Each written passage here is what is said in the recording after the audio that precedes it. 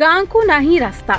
धान बिल पलटिछि लोकों चलापथ वर्षा कौन खरा कौन धान बिल देई करुछंती यातायात छात्र छात्री आरंभ करी वृद्ध वृद्धा पर्यंत विभिन्न समस्या हेउछंती सम्मुखीन। आमर बाट एमिति असुविधा आमे सरपंच पाखु भी जाइतिलु हेले से किछि सुनु नाहंती आमे वीडियो पाखु भी जाइतिलु वीडियो आमे गलाहन वीडियो नाहंती सिटी हमर कि वर्षा दिन जे होउची जीवाको आसीबाको असुविधा होउची खरा दिन त जहा जेंति चली जाउची धान बिल चाष समय रे साप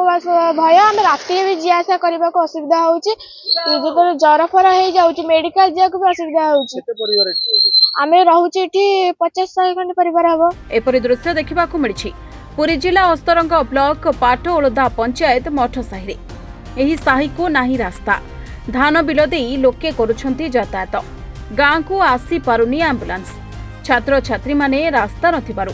विभिन्न असुविधार सम्मुखीन होउछंती। रास्ता खंडिए पाई लोके बारंबार दाबी करबा सत्वे गाँ को रास्ता होई पारि नाही जहाकु नै असंतोष प्रकाश पाइछि। तारा बहु आगुर सिटी घर पर रही जाइथिले तापर मु ताको नै बहु बार लोकन पाखु गलानी किंतु कोनोसी बाट समाधान बाहरी परनी आम गाँव तो रास्ता घाट किसी ना पानी कादर पड़ी जीवासा कर वर्ष वर्ष धरिकी राजधानी मंत्री मान कहले भी किसी ना ब्लॉक वीडियो से कहते आम कथा किसी शुणुना असुविधार आम सम्मुखीन गवर्नमेंट संस्थार जब किसी ना किसी सुविधा हुआ ताल आम उपकृत हूँ। केते परिवार से आम से मिनिमम 70-80 लोक अच्छे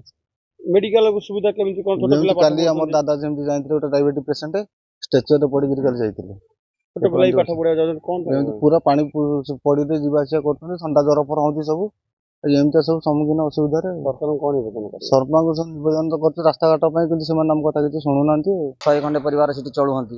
खरा दिन तक जाई चली जाऊँगी वर्षा दिन को बहुत हैरान होती पिला गुड़ा स्कूल को जावासा काली जड़े आमर से जन डायबिटीज रोगी सी तार गोड़ गोटे कटा होता सी भी आखि भी दुसुनी ताको मेडिकल नापी कि 4-6 जन सेठू आसिले आम एठू भी गले कांधे आनिक आसिक बहुत हैरान पठेले तेणुक गवर्नमेंट तरफ जदि कौन प्रकार सुविधा देवे ताले से उपकृत हाँ। काकटपुर आर्य विश्वाल रिपोर्ट रिपोर्टर स्टूडियो।